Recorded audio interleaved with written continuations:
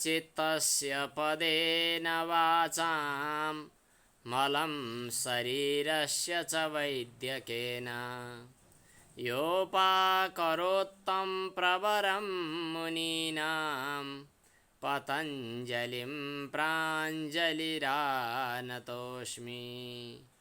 अज्ञानतिमिरान्धस्य ज्ञानाञ्जनशलाकया चक्षुरुन्मीलितं येन तस्मै श्रीगुरवे नमः। पातञ्जल योग दर्शन को व्यास भाष्य समेत को अध्ययन चलिरहेको छ। साधनपाद को 9औं सूत्रबाट आजको अभ्यास सुरु हुन्छ। साधनपादमा जसको चित्तवृत्ति शुद्ध हुन बाँकी छ, जसले साधना गर्नुपर्ने बाँकी छ, त्यस्ता साधकहरूका लागि पनि, सर्वसाधारण साधकहरूका लागि पनि अन्तःकरणको शुद्धिपूर्वक क्रमशः निर्विध समाधिमा प्राप्त हुने तरिका, श्रेणी, सोपानको रूपमा क्रियायोगका कुराहरू आए। तपस्या, स्वाध्याय र ईश्वर प्रणिधान क्रियायोग। यो क्रियायोगले क्रमशः क्लेशहरूलाई तनु सूक्ष्म गर्दै जान्छ र समाधि सिद्धि गर्दछ। क्लेशहरू के हुन् अनि ती क्लेशहरूका गतिविधिहरू के छन्, उत्तरोत्तर यिनीहरूको के कस्तो छ अनि भन्दै गएर अब अविद्या, अस्मिता, राग, द्वेष, अभिनिवेश 5वटा क्लेशहरू छन् भनिएको थियो। ती 5वटा क्लेशमध्ये अविद्याको लक्षण पहिला बताइयो। अनित्यमा नित्य ठान्नु, अपवित्रलाई पवित्र ठान्नु, अनात्मालाई आत्मा ठान्नु, यही नै अविद्या हो। अनि दृक् शक्ति र दर्शन शक्तिलाई एक रूपमा बुझ्नु, एकात्मता हुनु, एक रूप झैँ प्रतीत हुनु, यसलाई अस्मिता भनिन्छ। अब सुखको पछि जो आइपुग्नेवाला क्लेश हो त्यसलाई, सुखको पुच्छर लागेर आउने क्लेशलाई चाहिँ राग भनिन्छ। अर्थात् सुख आयो भनेपछि अनि राग पनि सँगसँगै आयो, त्यसप्रतिको आसक्तिलाई राग भनौँ। अब दुःख आयो भनेर त्यसपछि हुने जो भाव हो त्यसलाई क्लेश हो, त्यसलाई चाहिँ द्वेष भनेर भनिन्छ। यहाँसम्म हामीले भनिसकेका छौँ। अब आज चाहिँ यस पछाडि अभिनिवेश नाम गरेको क्लेशको प्रसङ्ग अब आजदेखिबाट उठ्छ। स्वरसवाही विदुषोऽपि तथारूढोऽभिनिवेशः। यस प्रकार वाचन गर्नुहोला। ए हस् हस्। स्वरसवाही विदुषोऽपि तथारूढोऽभिनिवेशः। स्वरसवाही भनेर पहिला एउटा पद भयो। स्वरसवाही, स्व सामान्य शब्दको अर्थ गर्दा स्व भनेको आफ्नै, रस भनेको बानी, बेहोरा, स्वभाव, शैली, जे भने पनि रस, आफ्नै स्वभाव, आफ्नै विशेषताले। बाही भनेको वहन हुँदै आएको, चल्दै आएको, परम्परादेखि यही ढङ्गले आफ्नै स्वभावले अनादिकालदेखि बानीकै रूपमा, संस्कारकै रूपमा चलिआएको। अनि विदुषः अपि, विदुषः शब्दको अर्थ विद्वानहरूको पनि भनेको। विद्वान एकवचनमा हुन्छ। विद्वान, विद्वांसौ, विद्वांसः, विद्वांसं, विद्वांसौ, विदुषः। विदुषः भनेको विद्वानलाई भनेको। एकवचनमा भए विद्वांसं हुन्थ्यो। विद्वानलाई, रामलाई भन्दा रामम, रामौ, रामान भने जस्तै विद्वानलाई पनि अर्थात् विद्वानहरूलाई पनि अर्थ गर्ने बेलामा विद्वानहरूमा पनि देखिएको भनुला। तर पदको जो व्युत्पत्ति हो, पदको चाहिँ विभक्तिको आधारमा विद्वानहरूलाई पनि भन्नुपर्छ। पनि शब्दले मूर्खहरूलाई जस्तै अथवा अज्ञानी मूढहरूका लागि जस्तै विद्वानहरूलाई पनि देखिएको अर्थात् विद्वानहरूमा पनि देखिँदै आएको, परम्परादेखि आफ्नै ढङ्गले चलिआएको, जो तथा आरूढ, त्यस ढङ्गले आरूढ भएको, चढेको, देखिएको, जो जन्म मरण भयरूपी क्लेश हो, यस्तो खाले क्लेशलाई चाहिँ अभिनिवेश भनेर भनिन्छ। यो भनेको के त भन्दाखेरि परम्परादेखि, स्वभावैदेखि चलिआएको, ज्ञानी अज्ञानी सबैमा समान रूपले देखिएको, जो एउटा क्लेश हो, मरण भयरूपी क्लेश, मृत्युसँग डराउनु रूपी क्लेश, यस्तो क्लेशलाई चाहिँ अभिनिवेश भनेर भनिन्छ। यसको सामान्य अर्थ त यति नै भयो। यो मरिन्छ भन्ने कुरामा डर लाग्ने कुरा सबै साधारण मानिसहरूमा जस्तै विद्वानहरूमा पनि देखिन्छ। अनादिकालदेखि एउटा किरा पनि आफ्नो मर्नुसँगबाट डराउँछ। यसबाट एउटा अनुमान पनि लगाउन सकिन्छ कि मर्ने कुरा खतरा हो, मर्दा दुःख हुन्छ भन्ने कुरा सायद पूर्वजन्ममा अनुभव गरेको थियो होला। एकपटक झस्किएपछि फेरि त्यसमा पछि पनि झस्क भइरहन्छ। अगुल्टोले हानेको के अरे कुकुर बिजुली चम्किँदा पनि तर्सिन्छ भने जस्तै पहिले अनुभव गरेको थियो, त्यसको आधारमा अहिले पनि फेरि भएको स्मरण भइरहेको छ। त्यो अनादिकालदेखि अघिल्लो जन्मदेखि नै मनभित्र यति गहिरो प्रभाव बसिरहेको छ कि त्यो प्रभाव चाहिँ अज्ञानीलाई पनि छ र ज्ञानीलाई पनि छ। यस किसिमको प्रभावलाई नै अभिनिवेश भनेर भनिन्छ। अभिनिवेश भनेको ज्यादै गहिराइका साथमा गडेर बसेको संस्कार। यो विद्वान त भनिसक्यो एउटा कुरा। अब विदेश अपि भनेको विद्वान भयो। अब विद्वान भने मूर्ख भने कुन शब्दले जनाउँछ यहाँ? अरु त भन्नु पर्छ। हजुर ठिक छ। अपि भनेपछि विद्वानलाई पनि भनेपछि जो विद्वान भएका छैनन् तिनलाई पनि। तिमी पनि जान्छौ भन्दाखेरि तिमी बाहेक अर्को पनि जान्छ भने जस्तै। विदुषः अपि भनेको विद्वानमा पनि भनेपछि विद्वानमा पनि देखिन्छ, विद्वानमा समेत देखिन्छ भनेपछि सायद अविद्वानमा पनि देखिन्छ भन्ने कुरा चाहिँ त्यसले तान्यो, अपिले तान्यो, पनिले। राम पनि वनमा गए भनेपछि साथमा सीता पनि गइन् भनेपछि साथमा राम पनि भन्ने अर्थ जस्तै विद्वानमा पनि भनेपछि ठिकै छ हैन? तथा आरूढ अभिनिवेश। यस प्रकार सबैमा यो स्वाभाविक रूपमा चलिआएको।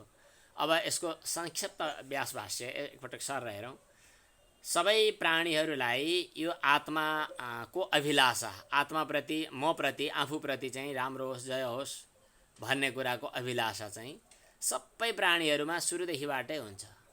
कहाँ पञ्चदशी भन्ने एउटा पुस्तकमा मान भुवम हि भूयासम इति प्रेमात्मनिक्षते, म नहुँ कसैले पनि ठान्दैन, म भइरहँ भनेर जसले पनि ठानिरहेको हुन्छ भनेको छ। त्यही पङ्क्ति यहाँ पो रहेछ। मा नभुवम, म नहुने कुरा नहोस्, मेरो अभाव नहोस्, म सधैँ भइरहँ, जीवित भइरहँ, म नमरौँ। यस किसिमको मरणसँग डरको अनुभव चाहिँ छ। यदि पहिले कसैले पनि मरणको त्रासको अनुभव नगर्या भए अहिले आफ्नो सम्बन्धमा यस्तो आग्रह हुने थिएन होला। यसबाट पनि पूर्वजन्ममा हामी थियौँ, पूर्वजन्ममा पनि यो कुराको अनुभव थियो, मर्दाका कष्टको अनुभव थियो भन्ने कुरा हामीले चाहिँ अनुमान गर्न पनि सक्छौँ यसै प्रसङ्गबाटै। भाष्यमा सर्वस्य प्राणिनः इयम आत्माशिर नित्या भवति। सबै प्राणीहरूलाई म आफू सम्बन्धमा अर्थात् अभिलाषा, आशीर्वाद भन्छ नि, जय होस् तिम्रो, कल्याण होस् भन्नुलाई आशीर्वाद भने। हामीले देवघाटमा एउटा यज्ञको आयोजना गरेका थियौँ केही वर्ष पहिले। त्यहाँ जय होस्, कल्याण होस्, जय होस्, मङ्गल होस् र कल्याण होस् भन्थ्यौँ हामीले। त्यहाँ एकजना महाराजी आउनुभएको थियो। उहाँले चाहिँ मलाई जय होस्, मङ्गल होस् र कल्याण होस् शब्द उच्चारण गरे भएर ज म क होस् भनेर भन्। जय मङ्गल कल्याणलाई एकैचोटि होस् भने जमक होस् भनेर। अनि मेरो नाम लिएर यिनले जमक होस् भन्छन् भन्ने किसिमको उच्चारण गरिरहनुहुन्थ्यो उहाँले। भनेपछि यो के हो त भन्दाखेरि म हौँ, मेरो जय होस्, कल्याण होस्, मङ्गल होस्, यो किसिमको चाहना चाहिँ भइरहन्छ। आत्माशिर नित्या भवति, सधैँ हुन्छ। मा नभुवम, म नहुँ भन्ने कुरा कहिले पनि हुँदैन। भूयासम, म भइरहँ भन्ने कुरा सधैँ अनुभव भइरहन्छ। न च अननुभूत मरण धर्मकस्य एषा भवति आत्माशी। मरण धर्मको अनुभव नगरेको भए, मर्दाखेरिको केही अनुभव नगरेको भए यस किसिमको आत्माशी हुन्थेन होला कसैलाई पनि। यही प्रसङ्गबाट नै पूर्वजन्मको अनुभव छ भन्ने कुराको प्रतीति हुन्छ, अर्थात् अनुमान गर्न सकिन्छ। यो अभिनिवेश नाम गरेको क्लेश हो। यो अभिनिवेश नाम गरेको क्लेश कस्तो छ त भन्दा स्वरसबाही छ। स्वरसबाही भनेको आफ्नै किसिमको रसले, आफ्नै किसिमको स्वभावले, आफ्नै किसिमको परम्पराले चलिआएको छ। एक किसिमको बानी, एक किसिमको संस्कार चलिआएको छ। यो चाहिँ फेरि मान्छेमा मात्रै होइन, जन्मिएदेखिका सबै किरा फट्याङ्ग्राहरूदेखिमा देखिन्छ। कृमेरपि जात मात्रस्य, किरोदेखि लिएर जन्मिएका जोसुकै हुन् तिनीहरू सबैमा देखिन्छ। प्रत्यक्ष अनुमान आगमद्वारा सम्पादित नभएको, प्रत्यक्ष अनुमान आगमहरूद्वारा सम्भावित नभएको, थाहा नभएको, प्रत्यक्षले पनि थाहा छैन, शास्त्रले भनेर मात्रै पनि त्यस्तो हुँदैन, अनुमानबाट पनि होइन। तर यो मरण त्रास रूपी जो मर्नुसँग चाहिँ जो डर हुन्छ, यो पूर्वजन्मदेखि अनुभव गरेको मरण दुःख, उच्छेद ज्ञान स्वरूप मरण त्रासबाट पूर्वजन्ममा पनि मरण दुःख भइरहेको थियो भन्ने कुराको अनुमान पनि हुन्छ। यस किसिमको यो जो हो नि यो क्लेश जसरी अत्यन्त मूढमा देखिन्छ त्यस्तै विद्वानमा पनि देखिन्छ। भाष्यकारले पनि लेख्नुभयो, अयम अत्यन्त मूढेषु दृश्यते, अत्यन्त मूढमा पनि देखिन्छ त्यस्तै विद्वानमा पनि देखिन्छ। जो विद्वान भन्नाले जो पूर्वापर जान्दछ, पूर्वापर भनेको म कहाँबाट आयौँ कहाँ जान्ने हो यस्तो खाले जान्ने व्यक्तिमा समेत पनि मर्नेसँग अलिकति भय जस्तो देखिन्छ। किनभने यो सबैमा समानाहित, यो समान रूपले ती दुवैमा अत्यन्त मूढमा पनि र सामान्य विवेकीहरूमा पनि कुशल अकुशलको मरण दुःखको अनुभव देखिन्छ। यस किसिमको यो जो क्लेश हो यसलाई चाहिँ यही अभिनिवेश भनेर बताइएको छ। स्वरसवाही विदुषोपि तथा आरूढो अभिनिवेश, अत्यन्तै गहिरो ढङ्गले गढेर बसेको संस्कार, यसलाई चाहिँ क्लेश भनेर भनिन्छ। अब यसपछि यी पाँचवटै क्लेशहरूलाई अब तनु सूक्ष्म पातलो घटाउने गर्दै जानु पर्यो। जस्तै शत्रुहरूको ठुलै सेना बल आएर आक्रमण गर्दैछ भने त्यो शत्रुको आक्रमण चाहिँ एकैचोटि जित्न त सकिँदैन। के गर्ने त भन्दा तिनका सेनाहरूको बल कम गर्दै जाने, उनीहरूलाई सङ्ख्या घटाउँदै जाने, जे गरेर हुन्छ यसरी सूक्ष्म तनु गर्दै जाने भन्ने कुरा हुन्छ। त्यस्तै यहाँ आयो। अब तिनीहरू पाँचवटा यिनी क्लेशहरूलाई तनु सूक्ष्म बनाउनेवाला उपायहरू चाहिँ हाम्रा क्रियायोगहरू हामीले बताइहाल्यौँ अगाडि। ती क्रियायोगद्वारा सूक्ष्म बनाइएका सूक्ष्म बनाइएका क्लेशहरूलाई अब नाश कसरी गर्नुपर्दछ भन्ने कुरा क्रमशः अगाडि चाहिँ अब बताउँदै जानेछ। अब क्रमशः अगाडि आउँछ। ते प्रतिप्रसव हेयाः सूक्ष्मः, प्रतिप्रसव हेयाः सूक्ष्मः। जसरी हामी ज्ञ उच्चारणमा ज्ञ होइन जर य उच्चारण हो ज्ञ भनेर भन्छौँ, त्यस्तै सूक्ष्ममा पनि अलिकति करस मिसिएको जस्तो जस्तो उच्चारण हुन्छ। सूक्ष्म छ, छाता छ होइन कि क्षम कस यस्तो सूक्ष्म यस्तो खाले।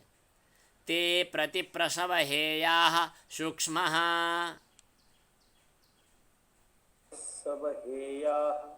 ते प्रतिप्रसव हेयाः सूक्ष्मः। ते ती पाँचवटा क्लेशहरू सूक्ष्मः, सूक्ष्म अवस्थामा प्राप्त भएका क्लेशहरू प्रतिप्रसव हेया, प्रतिप्रसव, प्रसव प्रसुति भनेको जन्मिनु, प्रतिप्रसव भनेको जताबाट जन्मिएको उता फेरि फिर्ता हुनु, अर्थात् आफ्नो मूल कारणमा विलिन हुनु। प्रतिप्रसव भनेको चाहिँ आफ्नो कारणमा समाप्त हुनु, चित्तका वृत्ति हुन्। चित्तलाई नै आफ्नो कारणमा विलिन गरिदिइसकेपछि बल्ल यिनीहरू हेया भनेको त्यस किसिमको साधनबाट नष्ट गर्न योग्य हुन्छन्।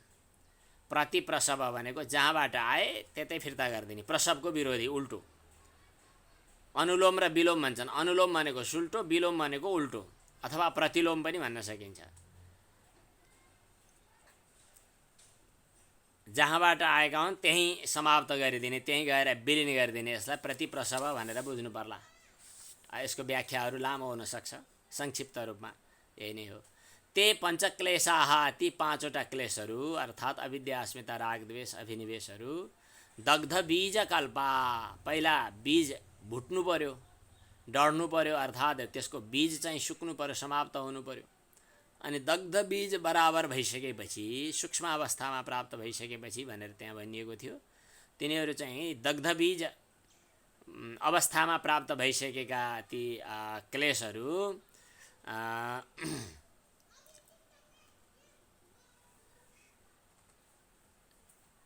ते पञ्चक्लेशाः, ती पाँच क्लेशहरू कसरी त भन्दाखेरि योगीका चरिताधिकार चित्त नै विलिन भइसकेपछि दग्धबीज अवस्थामा पुगेका ती 5 क्लेशहरू पनि चरिताधिकारे चेतसी भनेको उनको अधिकार समाप्त भएका भनेरै बुझ्ने होला।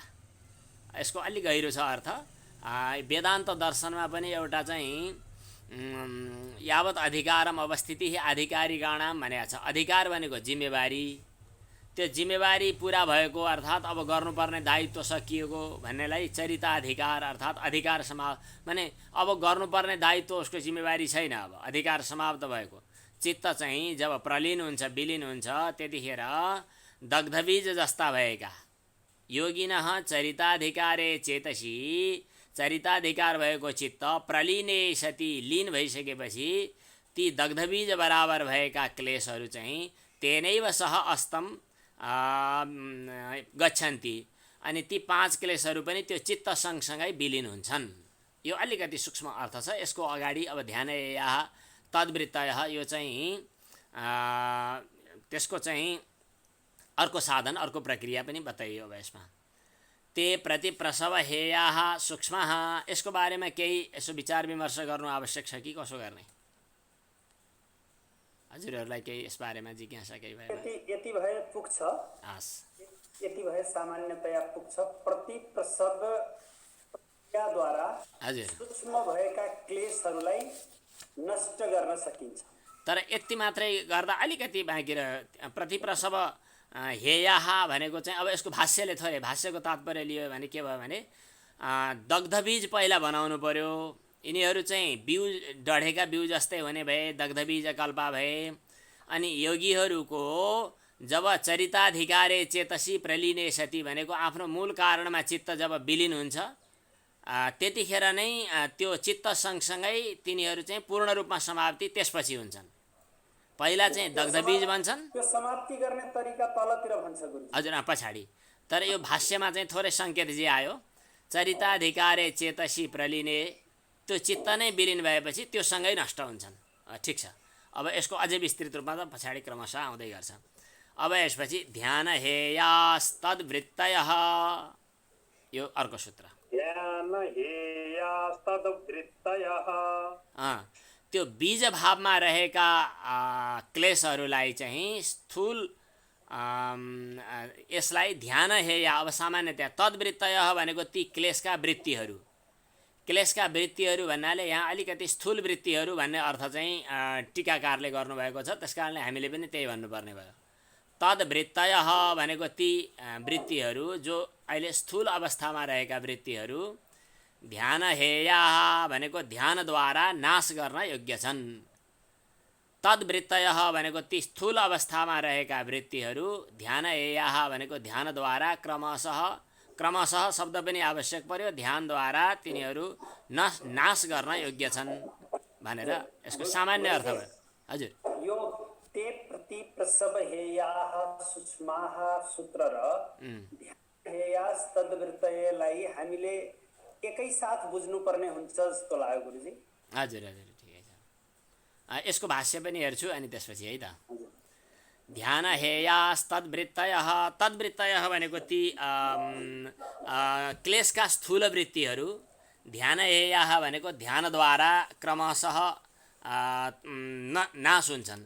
ध्यान हेयाः भन्नाले ध्यान भनेको के, तद्वृत्तयः भनेको ती चित्तका स्थूल वृत्तिहरू भए। ध्यान हेयाः भनेको कस्तो खाले ध्यान भन्दा प्रसङ्ख्यान संज्ञक जो ध्यान हो, प्रसङ्ख्यान संज्ञक ध्यानद्वारा अर्थात् विवेक ख्यातिद्वारा त्याग्न योग्य छन्। ती वृत्तिहरू भन्नाले कुन वृत्ति त भन्दाखेरि क्रियायोगद्वारा तनु बनाउँदै बनाउँदै गएका ती वृत्तिहरूलाई विवेक ख्यातिद्वारा तिनीहरूलाई चाहिँ त्याग्न योग्य छन्। विवेक ख्यातिद्वारा यसलाई त्याग्न योग्य छन्।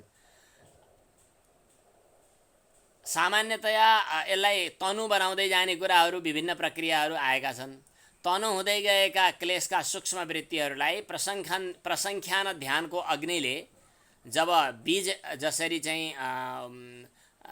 के दग्ध हुन्छ नि, आगो बालेर बीज दग्ध गरे जस्तै प्रसङ्ख्यान रूपी ध्यानको अग्निले भुट्ने दग्धबीज जस्तो बनाइदिने। अनि दग्धबीज भएका जो चित्तका वृत्तिहरू हुन् यिनीहरू असम्प्रज्ञात समाधिमा पुगेपछि चित्त प्रलय हुने क्रममा त्यो सँगसँगै स्वयं उनीहरू प्रलीन हुन्छन् भन्ने कुरा अघिल्लो सूत्रबाट बताइएकोसँग यो जोड्नु पर्यो।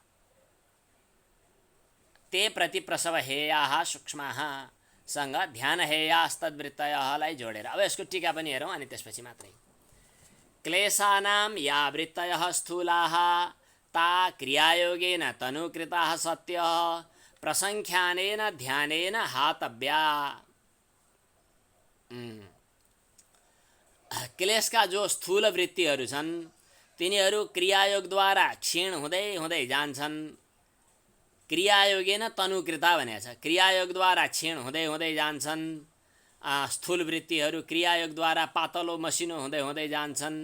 अनि त्यसपछि प्रसंख्यानेन ध्यानेन भनेको छ, प्रसंख्यान ध्यानद्वारा तिनीहरू हातव्य हुन्छन्, नष्ट मतलब क्रमशः गर्दै जानुपर्ने हुन्छ। जब ती सूक्ष्म अनि जबसम्म ती सूक्ष्म र दग्धबीज जस्तै अथवा भुटिए जस्तै जबसम्म हुँदैनन्, यावत् सूक्ष्मीकृताः न भवन्ति यावत् दग्धबीजकल्पाः न भवन्ति तावत् हातव्याः। अब यसको उदाहरण दिएर भन्नुभयो भाष्यकारले, जसरी मैलो कपडालाई पहिला त पानीमा भिजाउने अनि एकपटक निचोर्ने अनि त्यसपछि चाहिँ फेरि त्यो सरफ पानीहरू सहित अथवा वासिङ मसिनमा राख्ने हो कि कसरी गर्ने हो, विशेष उपायद्वारा नष्ट गर्ने। जसरी स्थूल मल पहिला सामान्य प्रक्रियाले धोइन्छ अनि सूक्ष्म मललाई फेरि अरू उपायहरूद्वारा फेरि समाप्त गरिन्छ, नष्ट गरिन्छ। यसै गरी स्थूल क्लेशवृत्तिहरू स्वल्प प्रतिपक्ष भए त्यही ढङ्गले र सूक्ष्म क्लेशवृत्तिहरू महाप्रतिपक्ष भए तिनलाई त्यही ढङ्गले चाहिँ समाप्त गर्नुपर्दछ भन्ने कुरा पातञ्जलि के अरे यो व्यास भाष्यको तात्पर्य आयो। व्यास भाष्यको तात्पर्यलाई अब अलि मसिनिँदै जाँदा यसको अर्थ खुल्ला। क्लेशानां या वृत्तयः स्थूलाः ता क्रियायोगेन तनुकृताः सत्यः प्रसंख्यानेन ध्यानेन हातव्याः। यहाँसम्मको क्लेशका जो स्थूल वृत्तिहरू हुन् तिनीहरू क्रियायोगद्वारा मसिनो बनाउँदै जाने अनि प्रसंख्यान नाम गरेको ध्यानद्वारा त्यसलाई जबसम्म भुटिएको अवस्थामा पुग्दैनन् तबसम्म सूक्ष्मीकृत झन गर्दै लैजाने। पहिला तनुकृत गर्ने अनि त्यसपछि यो प्रसंख्यान ध्यानद्वारा, यहाँ ध्यान हेया ध्यानद्वारा पुरै समाप्त हुन्छ भनेर अलि नभन्ने, ध्यानद्वारा टिकामा यही लेख्यो, ध्यानद्वारा सूक्ष्म बनाउँदै गरेर दग्धबीज जस्तो बनाइदिने, यावत् दग्धबीज कल्पाः भन्ने। अनि दग्धबीज कल्प भएका ती वृत्तिहरूलाई असम्प्रज्ञात समाधिमा चित्त जब स्वयं विलीन हुन्छ, चित्त प्रलय विलीन हुँदा चित्त सँगसँगै तिनीहरू स्वयं विलीन हुन्छन्। यो कुरा अघिल्लो सूत्रमा आयो। स्वल्प प्रतिपक्ष, यसमा चाहिँ प्रतिपक्ष दुई ढङ्गका, एउटा स्थूल वृत्तिहरू सामान्य प्रतिपक्ष भनेको शत्रु, सामान्य शत्रु भए, अनि क्लेशका सूक्ष्म वृत्तिहरू अझ महान प्रतिपक्ष भए। त्यसकारणले स्वल्प प्रतिपक्षलाई चाहिँ क्रियायोगद्वारा माने पहिला क्रियायोगद्वारा अनि त्यसपछि चाहिँ प्रसंख्यान ध्यानद्वारा दग्धबीज बनाइदिने अनि त्यसपछि तिनीहरूको पूर्ण समाप्ति चाहिँ जब चाहिँ तिनीहरू चाहिँ निर्विकल्प समाधिमा पुग्छन् त्यतिखेर निर्विकल्प असम्प्रज्ञात समाधिमा पुग्दाखेरि तिनीहरू स्वयं प्रलीन विलीन हुन्छन्। सामान्य यति बुझेँ। यसबारेमा हजुरहरूको अरू पनि चिन्तन होला। हाम्रो सरस्वतीजीले पनि यसमा निकै चिन्तन गर्नुभयो जस्तो लागेको छ। यो व्यास भाष्यको मात्र तात्पर्य हेर्दा यति आयो। अरू टीका व्याख्याहरू चाहिँ मैले अहिले धेरै हेरेको छैन, मूलमा यति नै देखिएको छ। ध्यान हेयास्तद्वृत्तयः। अब यसलाई अलि हजुरहरूलाई लागेका चिजहरू टिपोट गरौँ अनि पछि फेरि अनुकूल मिल्यो भने। अब यसपछि अर्को सूत्र, क्लेशमूलः कर्माशयो दृष्टादृष्टजन्म वेदनीयः।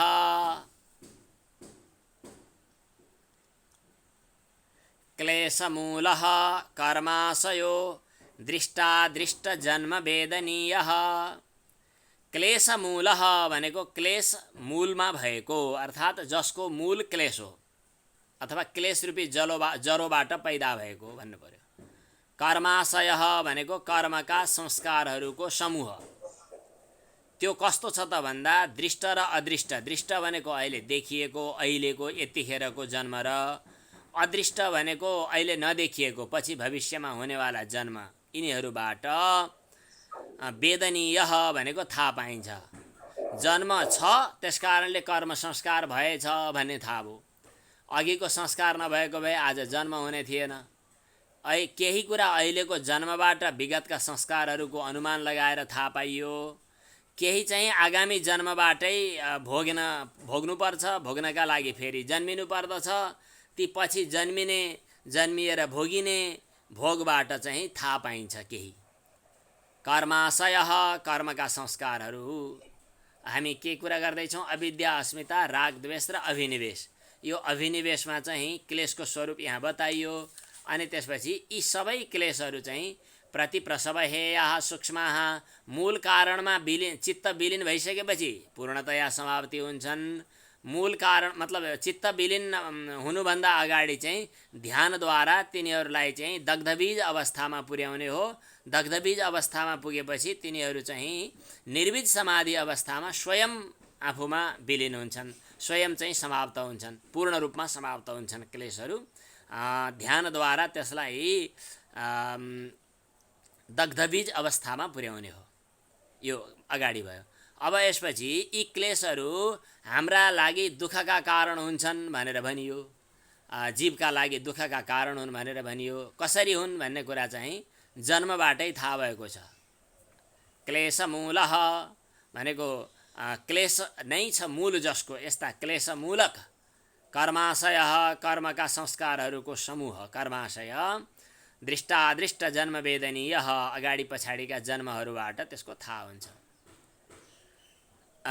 कर्मको संस्कारको जरो त क्लेशै हो। अविद्या आदि क्लेश नभएदेखि कर्माशय नै बन्दैन। कर्माशय नबनिसकेपछि अब फेरि जन्म हुनेवाला पनि छैन।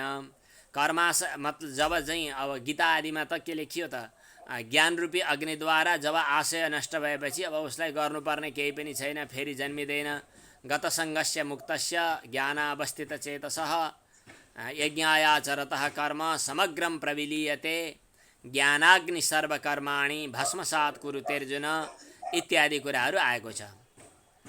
त्यस्तो खाले जो कर्माशय हो, कर्मको आशय अथवा संस्कारहरूको समूह, त्यसले यतिखेर कस्तो जन्म दिन्छ, पछि पनि कस्तो जन्म दिन्छ भन्ने कुराहरू जन्मबाटै, जन्मका विभिन्न दुःखबाटै थाहा हुन्छ।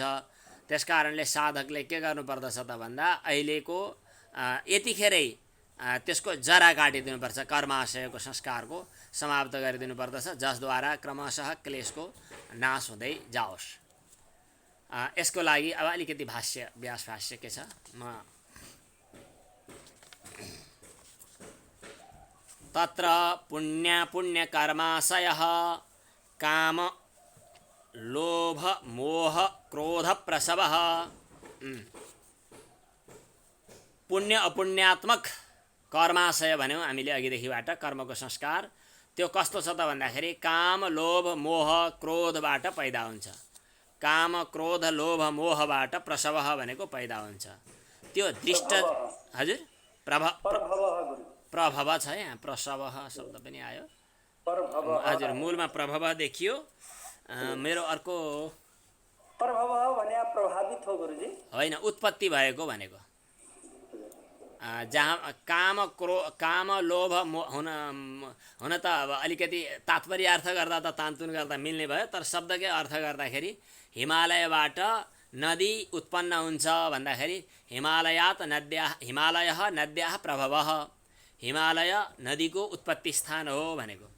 यो कर्माशय जो हो काम क्रोध काम लोभ मोह क्रोध प्रभवः भने पनि प्रसवः भने पनि काम लोभ मोह क्रोधबाट उत्पन्न हुन्छन्, अर्थात् यिनीहरू त्यो कर्माशयको जनक हुन्। काम लोभ मोह र क्रोधहरूबाट कर्माशय पैदा हुन्छ शब्दको अर्थ।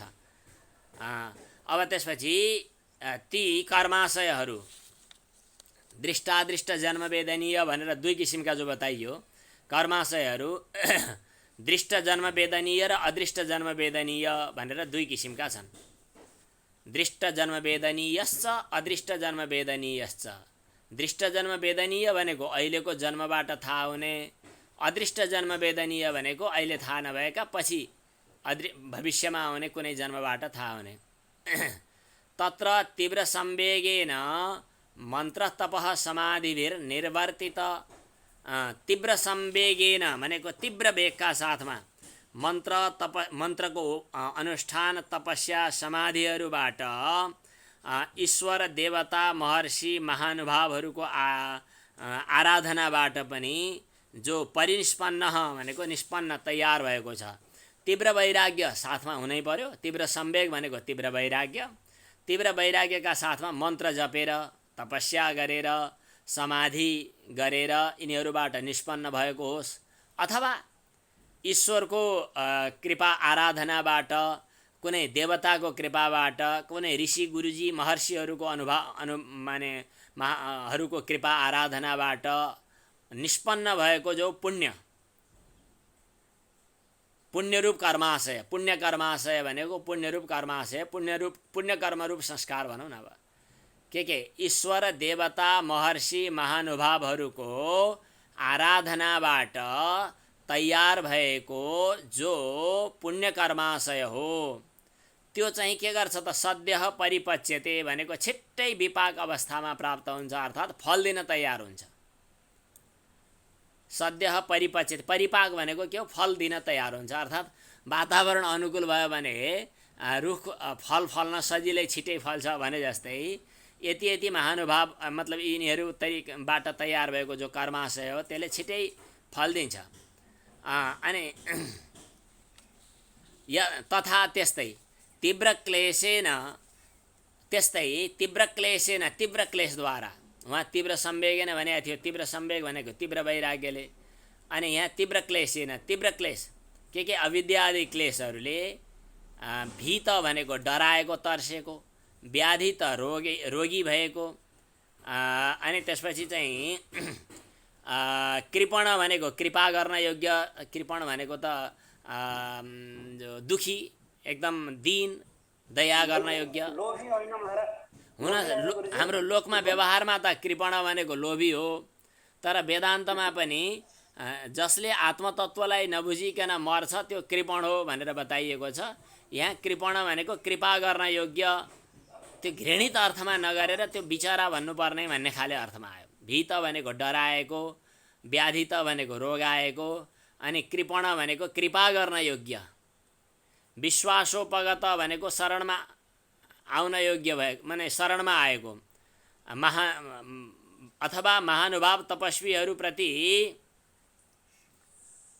कृतः गरिएको पुनः पुनः अपकारः भनेको अपकार, अथवा भनौँ कृपण भनेको चाहिँ त्यही एकदम बिचरा भन्नुपर्ने कृपण भन्ने अर्थमा पनि खासै फरक परेन। हजुरले भन्नुभएको जो ज्यादै लोभी छ, लोभी आसक्ति भनेर हाम्रो प्रतिपक्षमा भएको भन्ने अर्थमा भन्दा पनि ज्यादै लुब्ध क्षुद्र तुच्छ भन्ने अर्थमा चाहिँ कृपण लोभी भन्न पनि सकिन्छ, खास केही भएन। तर सामान्यतया कृपायोग्य यस्ताको जो हरूप्रति बारम्बार अपकार गरेर भएको जो पाप कर्माशय हो त्यो पनि छिट्टै विपाक अवस्थामा प्राप्त हुन्छ। के आयो यहाँ हेरौँ है फेरि।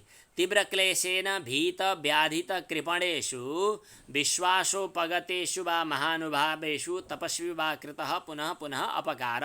जे होस्, यी सबैमा बारम्बार गरिएको जो अपकार हो त्यो अपकार पनि, अपकार भनेको गलत काम, उनीहरूप्रति गरिएको पाप अथवा उनीहरूप्रति गरेको खराबी, त्यो पनि पाप कर्माशय हो, त्यो पनि छिट्टै परिपाक अवस्थामा पुग्छ। अब यसको चाहिँ उदाहरण कथा छ एउटा नन्दीश्वरको। नन्दीश्वरः कुमारः मनुष्य परिणामं हित्वा देवत्वेन परिणतः। यहाँ दुईटा उदाहरण आए। एउटा उदाहरण अगाडि तीव्र संवेगले पुण्य कर्माशय अगाडि आयो अनि पाप कर्माशय पछाडि आयो। यो समग्रमा पढेपछि अनि तात्पर्य त आइहाल्छ। तीव्र संवेगेनबाट पुण्य कर्माशयसम्म पङ्क्तिमा के भयो भन्दाखेरि मन्त्र अनुष्ठान इत्यादि भगवानको कृपा अनुग्रह इत्यादिबाट तयार भएको पुण्य कर्माशय, पुण्य कर्मको संस्कार त्यो पनि छिट्टै परिपाक अवस्थामा आउँछ। यस्तो यस्तो कच्याकुचुक यी अवस्थाबाट तयार भएको जो चाहिँ पाप कर्माशय हो, त्यो पाप कर्माशय पनि छिट्टै परिपाक अवस्थामा फल दिने गरी तयार हुन्छ। अब उदाहरणका लागि दुईवटा पात्रहरू आए, पुराणमा कथा प्रसिद्ध छ। नन्दीश्वर भगवान शिवजीको के भन्छ वाहनको रूपमा रहेका वृषलाई पनि नन्दी भनेर भन्छन् के अरे। एउटा कुनै मनुष्य हुन्, कुन कसका छोरा हुन्, कुनै शिलादका पुत्र कि के भनेर लेखिएको छ पुराणहरूमा नन्दीलाई। तिनी चाहिँ मनुष्य हुन्, हजुर हामी जस्तै मनुष्य हुन्। ती मनुष्यले भगवानको तपस्या गरे, साधना गरे, के गरे त्यहाँ पुराणहरूमा कथा आउँछ। ती नन्दीश्वरले मनुष्य परिणामम हित्वा आफ्नो शरीरको शुभकर्मद्वारा आफ्नो मनुष्य शरीरको परिणामलाई त्यागे अनि देवस्वरूपमा प्राप्त भए। यो के भयो त भन्दाखेरि पुण्य कर्माशयको परिपाक भयो। यिनी सामान्य मान्छे थिए, देवता बने। सद्य परिपक्वते भयो नि, छिट्टै परिपाक अवस्थामा पुग्यो। अब अर्को चाहिँ नहुस नाम गरेका राजा थिए भन्ने कथा पनि आउँछ। तिनी चाहिँ स्वर्गमा इन्द्र कारणवश अलिकति भाग्नुपर्ने पर्यो स्वर्गका इन्द्रलाई। अनि त्यसपछि यिनी चाहिँ स्वर्गका इन्द्रको पदमा चाहिँ दाबी गर्न पुगे। त्यतिखेर इन्द्र भएर बसेका पनि थिए। कथा लामो छ, पुराण सुनाउन अहिले आवश्यक छैन होला। अनि तर चाहिँ उनलाई चाहिँ अब इन्द्रकी पत्नी पनि मलाई चाहियो भन्न थाले। अनि राजा भइसकेकालाई दायाँ बायाँ भन्न पनि नमिल्ने, कति समस्या पर्यो। अनि ऋषिमुनिहरू अगाडि सरे। ऋषिमुनिहरूलाई उसले चाहिँ ज्यादै अपमानित गर्यो। यति धेरै अपमानित गर्यो कि लात्ताले टाउकोमा हानेर के भनेर गाली गर्यो, सर्प भन्यो भन्ने कथा छ त्यहाँ। अनि ती ऋषिहरूले चाहिँ श्राप दिए, ए हामीलाई सर्प भनेको छिटो हिँड भनेको, हामीलाई सर्प भन्छस्, तँ पनि सर्प भइजा भनेर उनीहरूले साँच्चै श्राप दिएपछि तुरुन्तै त्यो अजिङ्गर बनेर भैँमा पसारिने भन्यो। नहुषोपि देवानाम इन्द्र, नहुष राजा मनुष्य हो, देवताको इन्द्र बनेको छ। तर दुष्कर्मका कारण आफ्नो शरीरको परिणामलाई त्यागेर तिर्यकत्वेन भनेको, तिर्यक भनेको तेर्सो हिँड्ने पशु अर्थात् सर्प बन्यो तुरुन्तै। नारकाणाम नास्ति दृष्टजन्म वेदनीय कर्माशय। यस प्रकार इन्द्र पदमा पुगेको नहुषले आफ्नो देवताको परिणामलाई त्यागेर तिर्यकमा परिणत भयो।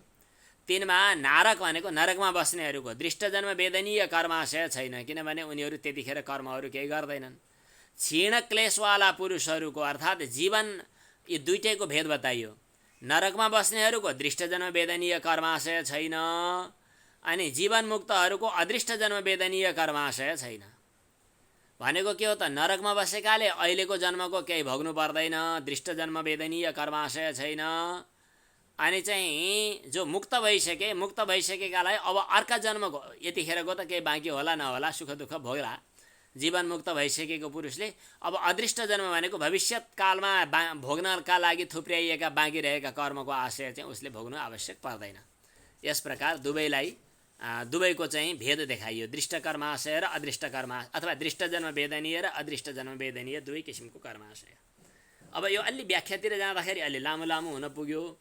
सामान्य रूपमा यसको मूलबाट मात्र हेर्दाखेरि त मात्र यति हो कि दृष्ट अदृष्ट जन्म वेदनीय, अहिलेको जन्ममा थाहा पाइने केही कर्माशयहरू अनि भविष्यमा हुनेवाला जन्मबाट थाहा हुनेवाला पछि भविष्यमा भोगिनेवाला कर्माशयहरू, यी दुई किसिमका क्लेशबाट पैदा हुने कर्माशयहरू हुन्छन्।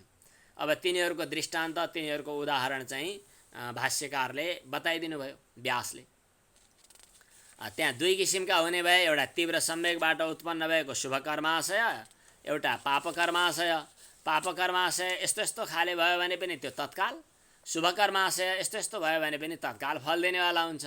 शुभ कर्माशयले तत्काल फल दिएको कुरा नन्दीको कथाबाट, पाप कर्मले तत्काल फल दिएको कुरा चाहिँ नहुषको कथाबाट थाहा भयो। अब यसपछि अर्को सूत्र, यसमा केही भनौँ, केही विचार गरौँ, केही बाँकी छ कि?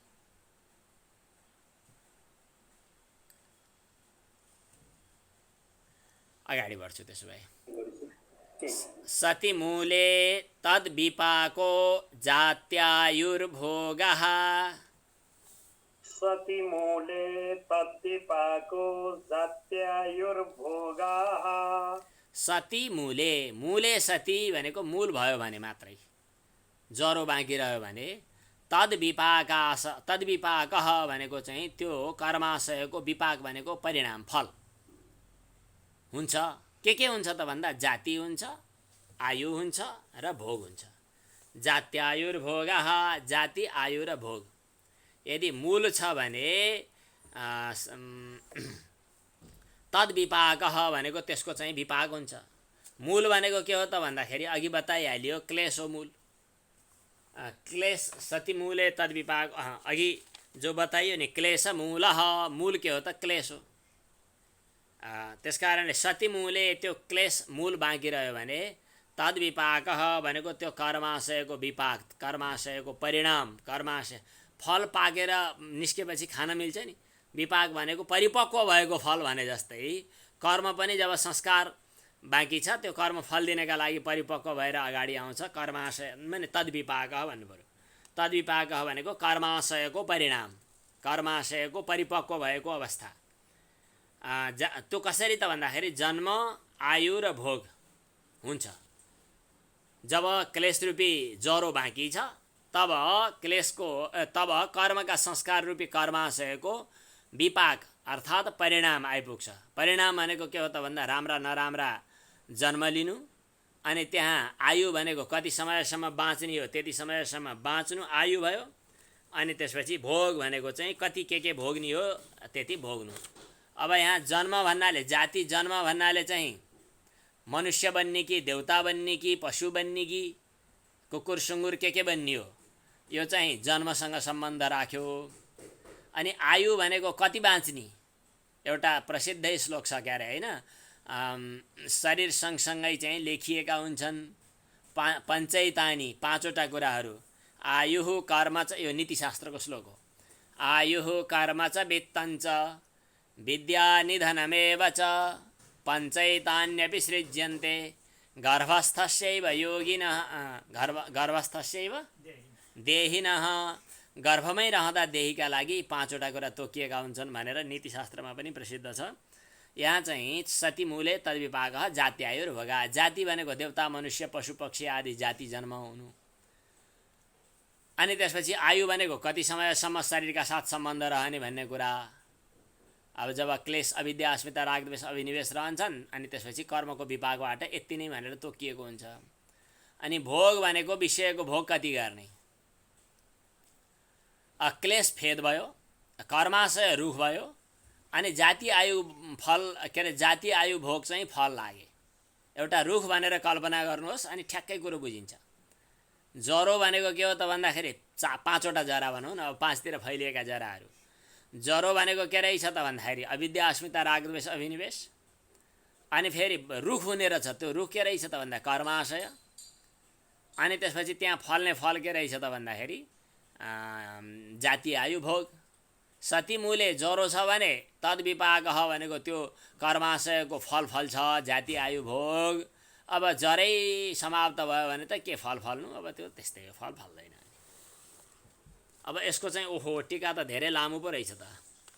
ठिक छ, अब लामो भए पनि मलाई अलिकति यो अब हजुरहरूले पनि साहसै गर्न पर्ला जस्तो छ। सकेसम्म संक्षेप रूपमा बताउने प्रयास गर्छु। मलाई यो वेदव्याससँग व्यास भाष्यसँग यतिखेर हजुरहरूलाई अगाडि राखेर हजुरहरूलाई चाहिँ एक किसिमले अब योग पतञ्जलिको आशीर्वाद कृपा प्राप्त व्यक्तिहरूलाई अगाडि राखेर भनेपछि सिद्धि मिल्छ। किनभने भने जस्तो गुरु पाइँदैन, त्यस कारणले अब चाहिँ आयो के त भन्दाखेरि सत्सु क्लेशेषु कर्माशयः विपाकारम्भी भवति। सजिलो छ। क्लेश भयो भने कर्माशयले फल दिन्छ, विपाक फल दिन सुरु गर्दछ। क्लेशमूलै उच्छिन्न छिन्न भयो भनेदेखि त त्यस्तो हुँदैन, फल प्राप्त हुँदैन। कति सजिलो रहेछ, व्यास भाष्य सजिलो रहेछ। ल सत्सु क्लेशेषु कर्माशय विपाकारम्भो भवति। क्लेश भयो भने कर्माशयले फल दिन थाल्छ। उच्छिन्न क्लेशमूल अथवा ज्वरो चाहिँ उच्छिन्न भयो भने, क्लेश रूपी मूल चाहिँ उच्छिन्न भयो भने केही पनि हुँदो रहन्छ, मतलब फल्ने सम्भावना हुँदो रहेनछ। उदाहरणको लागि तुषावनद्धा भन्छ। यो चाहिँ भुस अगाडि छ भनेदेखि चावल, साली तण्डुला भनेको साली नाम गरेको चावल, साली नाम गरेको चामल चाहिँ के गर्छ त भन्दाखेरि उम्रिन्छ। अब बिउ छर्ने बेला भयो तर बोक्रोसितको अथवा भुससितको चामल नउम्रिने हो। भुस हटेको चामल कसरी उम्रिन्छ र? तुषावनद्धा भनेको तुष भनेको भुस, तुष भन्दा भन्दै भुस भयो, नेपालीमा भुस भनियो। त्यो तुषले चाहिँ ढाकिएका चावल, साली चामल बीजभाव दग्ध भएको छैन, डढेको छैन, बीज समाप्त भएको छैन, अनि बल्ल प्ररोह समर्थाः उम्रिन सक्छन्।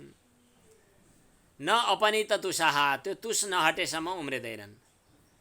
दग्ध बीज भावाबा भने बीजभाव दग्ध भयो भने पनि तिनीहरू भुटियो गरेर बीज दग्ध भयो भने पनि उम्रिँदैनन्। त्यस्तै क्लेशावनद्ध कर्माशय, क्लेशले युक्त भएको कर्माशय चाहिँ विपाक फल्ने गरी उम्रिनेवाला हुन्छ। अपनित क्लेशः, क्लेशहरू हट्यो भने अर्थात् ज्वरो समाप्त भयो अर्थात् बीज समाप्त भयो भने प्रसङ्ख्यान दग्ध क्लेश बीज अभावो वा,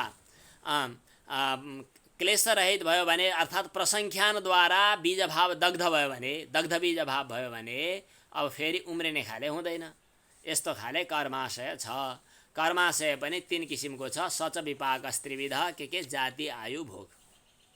सच विपाक स्त्रीविध जाति आयु भोग इति। अब यहाँ विचार गर्ने अरे, तत्र इदम विचार्यते, यहाँ यस्तो विचार गर्ने।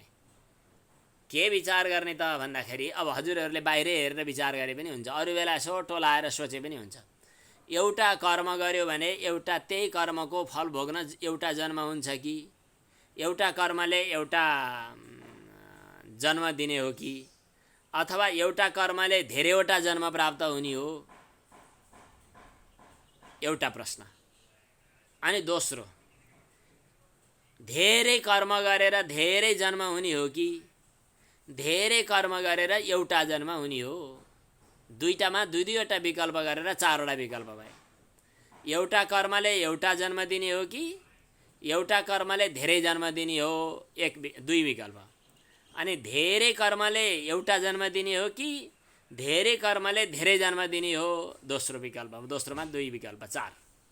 अब मूल पढ्नुभयो भने अर्थ झ्याप्पै लाग्छ। तत्र इदम विचार्यते किम एकम कर्म एकस्य जन्मनः कारणम, एउटा कर्मले एउटा जन्म दिने हो कि अथवा एकम कर्म अनेकम जन्म आक्षिपति, एउटा कर्म गरेर धेरै जन्म हुने हो। एउटा पहिलो विचार। अब द्वितीय विचारणा, दोस्रो पनि विचार छ यहाँ कि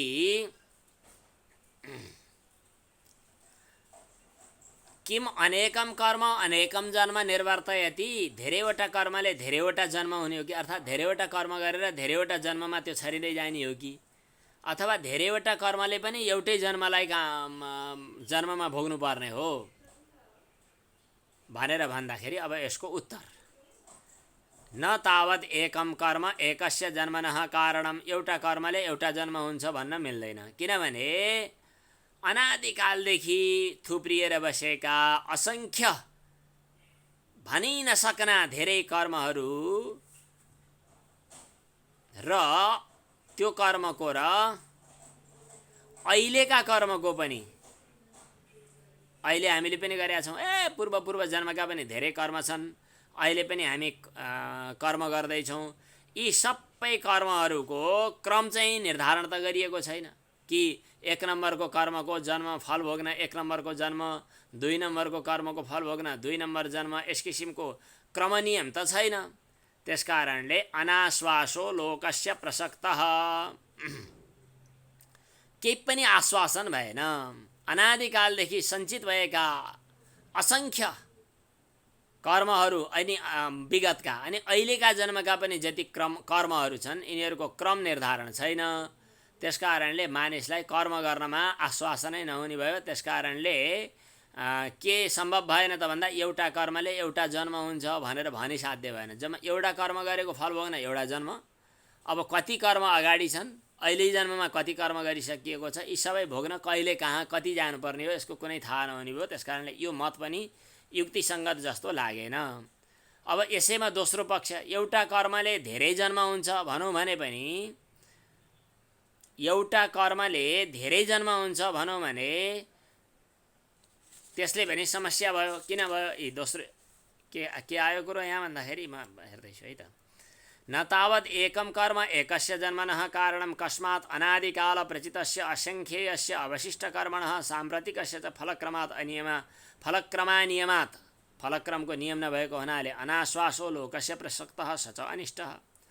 न च एकम कर्म अनेकस्य जन्मनः कारणम एउटा कर्मले धेरै जन्म हुन्छ भन्न पनि मिलेन, किनभने अनेकेषु कर्मसु एकमेव कर्म अनेकस्य जन्मनः कारणम। धेरै कर्म हामीसँग छँदैछन्, एउटै कर्मले धेरैवटा जन्म हुन्छ भनिसकेपछि बाँकी रहेका कर्मको फल भोग्ने कहिले? विपाक काल नै नहुने भयो, यति धेरै कर्म भयो कि ती कर्मको फल भोग्नै नपाइने भयो। त्यसकारणले एउटा कर्मले धेरै जन्म हुन्छ भन्न पनि मिलेन। अब त्यसो भए अर्को प्रसङ्ग लिने त, अनेक कर्मले अनेक जन्म हुन्छ भनौँ भनेपछि होइन, अनेक कर्मले एउटा जन्म हुन्छ भनौँ भने त्यो पनि सम्भव छैन, किनभने अनेक जन्म एकैचोटि हुन सक्दैनन्। क्रमैले भन्नु पर्यो। क्रमैले जन्म हुँदाखेरि अनेक कर्मले एउटा जन्म हुने भइसकेपछि अब ती अनेक एकैचोटि त ती अनेक जन्म हुन सक्दैनन्, ती कर्मलाई भोग्ने कहिले? त्यसकारणले यस प्रसङ्गमा पनि कुरो मिलेन। पूर्व दोषानुसङ्गः, अघि जे बताइयो त्यही दोष आउने स्थिति आयो। त्यसकारणले अब के गर्नु पर्यो त भन्दाखेरि तस्मात्, यहाँ पुगेछ है, तस्मात् त्यसकारणले जन्म प्रायणान्तरे कृतः पुण्य कर्माशय प्रचयः, त्यसकारणले जन्म र मृत्युको बीचमा जम्मा गरेको, ध्यान दिएर सुनियो भने बुझिएला, नत्र त गाह्रो गाह्रो पर्ला जस्तो छ। त्यसकारणले के कुरा सिद्धान्त मान्नु पर्यो भने यति कुरा बुझ्नुहोस् बाहिरबाट, फेरि दोहोऱ्याएर एक वाक्यमा, धेरै कर्मबाट धेरै जन्म हुन्छ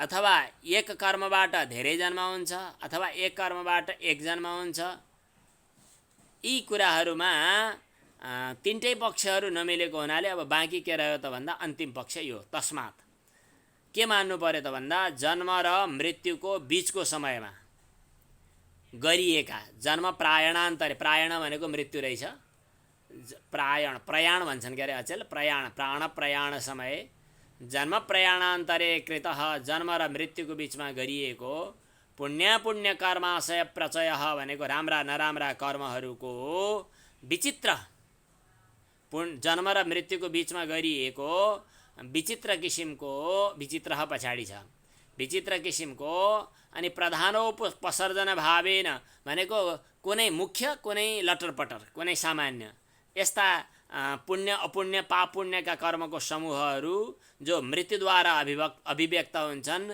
तिनीहरू एकैचोटि एकै प्रयत्नले सम्मिलित भएर मरण साधनपूर्वक पिण्डीभूत भनेको एक ठाउँमा, सम्मूर्छित भनेको एक ठाउँमा जम्मा भएर जन्म निष्पन्न गर्दछन्। अर्थात् धेरै कर्म जम्मा भएका छन्, तिनीहरूमध्ये सालाखालामा मिलाएर ती सबैको समूहबाट सम्मिलित भएर सम्मूर्छित भनेको छ, पिण्डित भएर एउटा जन्म सिद्ध गर्दछन्। यो जन्म ती सञ्चित कर्माशयबाट आयु प्राप्त गर्दछ र त्यही आयुमा फेरि कर्माशयद्वारा भोग तयार गर्दछ। त्यो कर्माशय जन्म आयु र भोगको कारण हो, त्यसकारणले यसलाई त्रिविपाक पनि भनिन्छ। त्यसै कारणले कर्माशयलाई आचार्यहरूले एकभविक पनि भनेका छन्।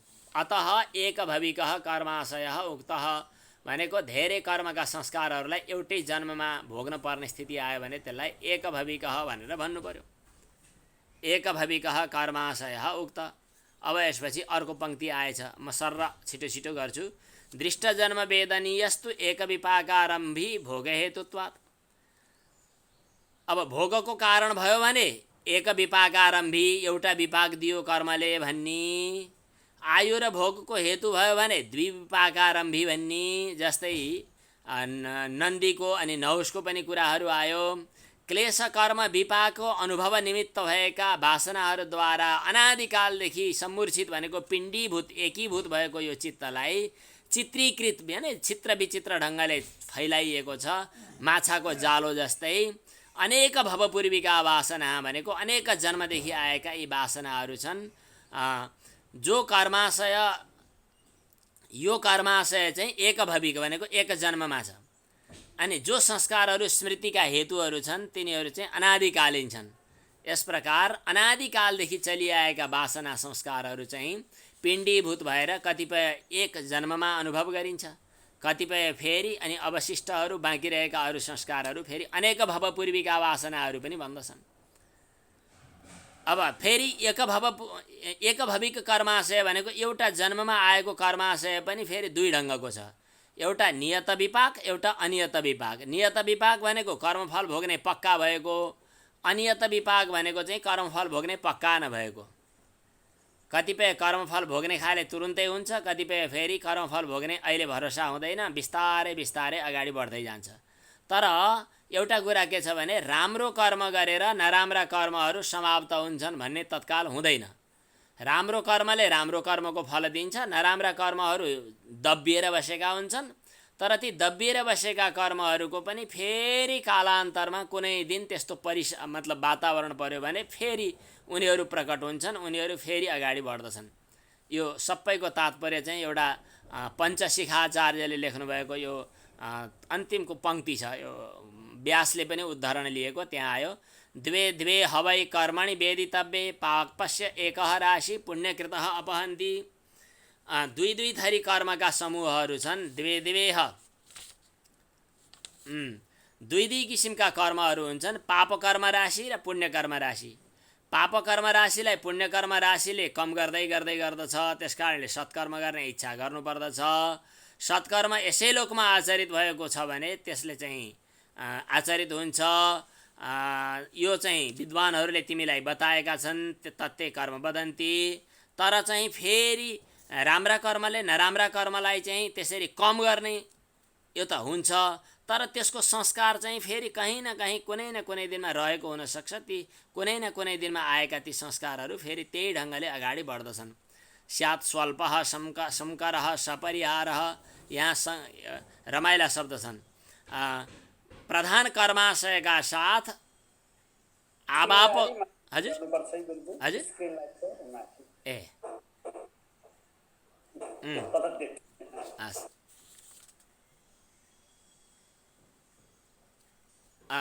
कतिपयहरू कम हुँदै हुँदै गए पनि शुभ कर्मले स्वर्ग गयो, स्वर्ग गए पनि उसको फेरि कुनै मान्नु, एउटा उदाहरणको लागि एउटा सानो एउटा दृष्टान्त नै लिएर कुरा गरौँ। एउटा मान्छे असाध्य पुण्यात्मा थियो, धर्मी थियो, धर्मात्मा थियो, उसले धेरै धर्म गर्यो पहिला, तर फेरि उमेर अवस्था आयो, त्यो छ नि अजामिलको कथा आउँछ।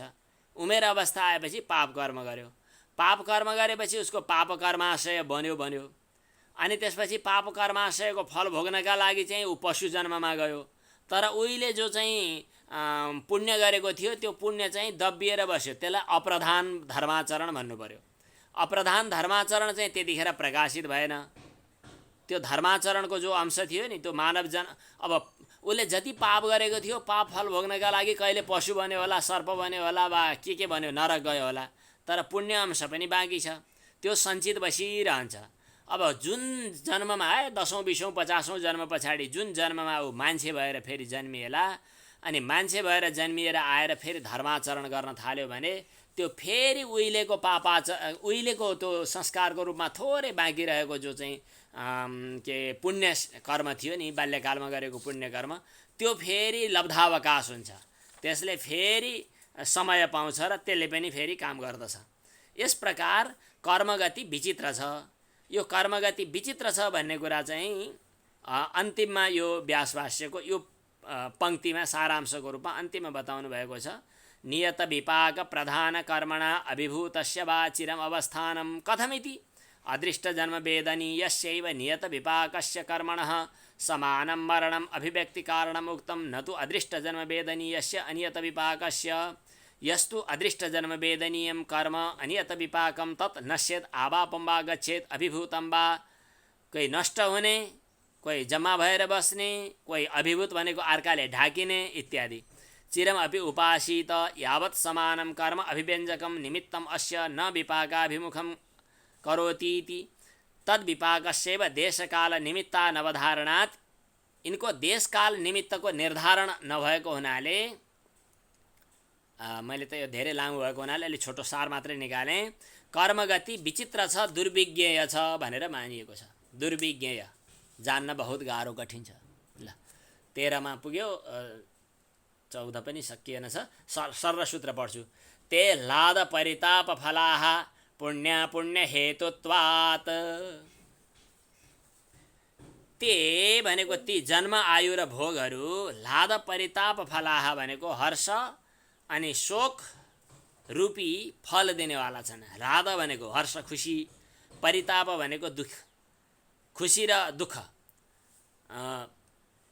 सुख र हर्ष र शोक रूपी फल दिनेवाला छन्। किनभने पुण्य पुण्य हेतुत्वात्, पुण्य कर्म र पाप कर्म कारण हुने भएको हुनाले ती जाति आयु भोग जो हुन् पुण्य र अपुण्यको कारणले सुखफल र दुःखफल दिनेवाला हुन्छन्। यसको सार ते जन्मायुर्भोगाः पुण्यफल हेतुका सुखफलाः अपुण्यफल हेतुका दुःखफलाः इति। यथा च इदं दुःखम प्रतिकूलात्मकम, यो दुःख प्रतिकूलात्मक छ। यस्तै विशेष सुख कालमा पनि दुःखै छ भनेर योगीहरूको नजरमा यो प्रतिकूलात्मक हो भनेर मानिन्छ। हुन त विशेष सुख भोग गर्ने बेलामा पनि योगीहरूले जसरी लौकिक दुःख प्रतिकूलात्मक छ, त्यसै गरी विशेष सुखकालमा पनि, सुख अवस्थामा पनि योगीहरूले यो प्रतिकूलात्मकै छ भनेर सुखलाई पनि प्रतिकूलात्मक उनीहरूले ठान्छन्।